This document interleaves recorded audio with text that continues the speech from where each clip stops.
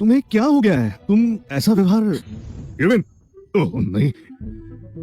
महाराज, आप यहाँ? आचार्य केविन, आज हमारी सुरक्षा व्यू में अड़चन आ गई। आज की रात्रि इधर उधर भटकना मत। यदि किसी अनजान व्यक्ति से मिलो तो तुरंत मुझे संदेशा भेजना।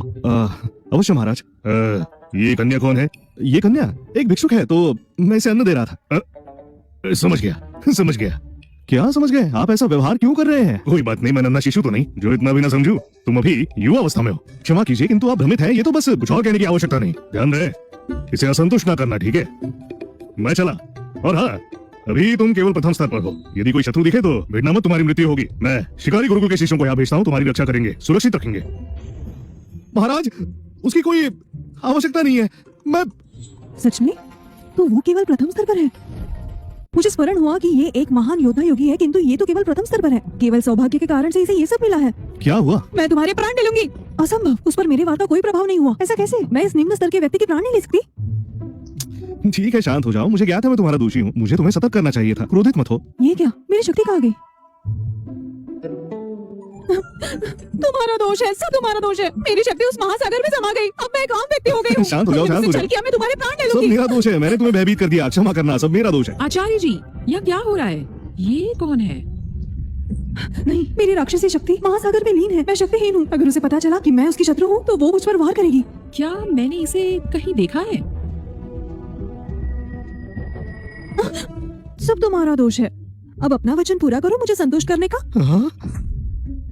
आचार्य जी, कृपया अपने निजी जीवन को स्वयं तक रखें। मुझे लगा ये मेरी शत्रु असुर जादूगरनी है, परंतु आभास होता है कि ये वो नहीं है। मेरी शत्रु तो क्रूर और निर्दयी है, परंतु कोई युवती क्यों ही ऐसे व्यर्थ व्यक्ति को चाहेगी? शिष्य, ये युवती। हाँ, ये केवल एक भ्रम है। ऐसा है क्या? पुरुष और महिला के मध्य एक भ्रम।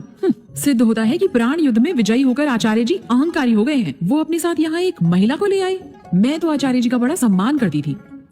शिष्य, शिष्य, अरे छोड़ो मुझे। ये लो, खाओ और शीघ्र ही जाओ। तुमने मेरे शिष्य और मुझ में भ्रम पैदा कर दिया।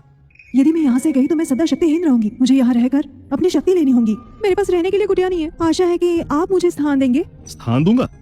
मैं भोजन बनाऊंगी, कामकाज करूंगी, आपका ध्यान रखूंगी। इसका शरीर और इसका सौंदर्य सभ्य है। इसने महासागर में डुबकी लगाई और इसे एक खरोंच तक नहीं है। ये मेरी शिष्य बनने योग्य है। मुझे और 4 शिष्य चाहिए। यदि तुम यहाँ निवास करना चाहती हो तो ये संभव है, किंतु उसके लिए तुम्हें मेरी शिष्य बनना होगा। आपकी शिष्य बनना होगा? प्रथम स्तर पर होकर मेरे आचार्य बनने का दुस्साहस? ठीक है, परिस्थिति के अनुसार यही उचित है। जैसे ही मुझे मेरी शक्ति मिल जाएगी मैं इसकी और टेसा के प्राण ले लूंगी। प्रणाम आचार्य जी। तुम उस कुटिया में निवास कर सकती हो। कल मैं तुम्हें इस गुरुकुल की तकनीकें सिखाऊंगा। अवश्य।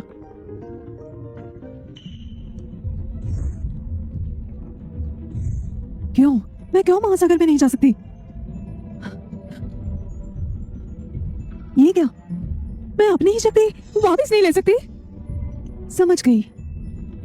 मेरी शक्ति मुझसे छीन ली है। अब मैं केवल एक आम मनुष्य हूँ। मैं महासागर में नहीं जा सकती, परंतु मेरी राक्षसी शक्ति तो महासागर में समाई है। मुझे शक्तियों को बुलाना होगा। असुर समुदाय की मेरी शक्ति हूँ। चिंता मुक्त गुरुकुल आओ। जो आ गया। केविन, तुमने मेरी नीति नष्ट कर दी। जैसे ही मुझे मेरी शक्ति मिलेगी मैं तुमसे निपटूंगी। थक गया।